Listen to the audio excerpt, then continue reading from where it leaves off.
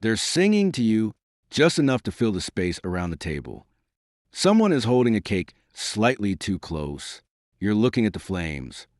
For a brief second, you used to imagine this age. You try to remember, you thought you'd be further by now. More certain, more defined, more unmistakably adult. You blow out the candles. It was a quiet comparison. You cut the cake, thin layer of recalculation happening. Some of them are married. You just measure. You try to remember what further looked like at 16, at 20, holding a paper plate. Plans. But inside, the word further is still undefined. Further financially, further emotionally, further relationally, further from who you used to be. The conversation moves on. Time flies. But the problem isn't speed. It's expectation. You expect it to arrive here differently, not a midpoint. You're functioning. You're stable. You're moving, but you don't feel arrived. Later, you catch your reflection faintly in the darkened window. You look older than you once imagined, just slightly more real. They don't quite match. You thought you'd be further by now. The next day, the number remains. This is the age you once looked forward to. You assumed this version would feel certain. You assumed your life would have a visible shape, but instead it feels like soft clay. At work, they call you experienced. You don't feel experienced. You feel in process. Further from doubt, are you sure this is it? During lunch, where am I in relation to this invisible map? You try to remember the original map you drew for yourself. It probably had milestones. By this age, stable career, stable relationship, stable self. You reach for the word stable again.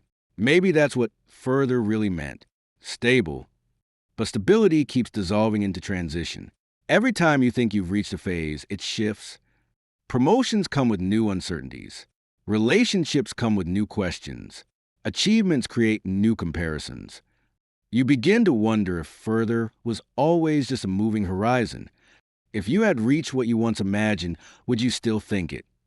There was a version of you who felt behind at 22, another at 25.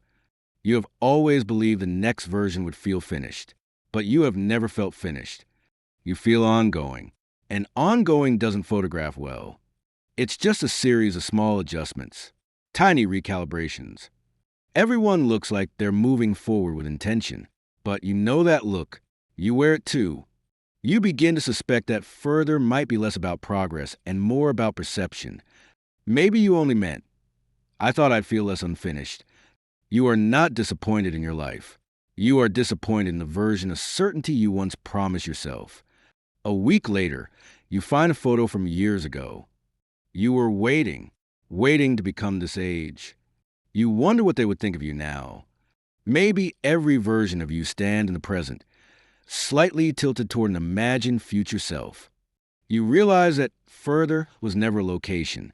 It was a feeling of alignment. You update your expectations without noticing. You move the finish line a few steps ahead. So even when you achieve something, the horizon expands. Even when you grow, the measuring continues. You think back to the candles again, the small flames bending in the air.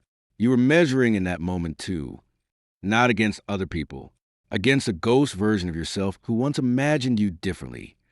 That ghost never had to deal with real-world texture. They imagined clean progress. They didn't imagine detours. They didn't imagine fatigue. They didn't imagine changing desires. They imagined a straight line. But you are not a straight line. You are a series of adaptations. But further assumes a single direction. What if you moved sideways? What if you deepened instead of advanced?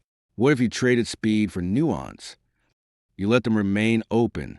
Because even now, there's still a part of you that wants to believe that at some point, you'll blow out candles and feel arrived. Maybe you will. Maybe you won't. Maybe the quiet recalculation will always be there, not as a flaw. You are not stuck. You are not complete. You are not late. You are simply conscious of the distance between who you imagined and who you are. And that distance keeps breathing. The sentence doesn't close. It softens. It stays. like the faint smell of extinguished candles long after the room has gone quiet.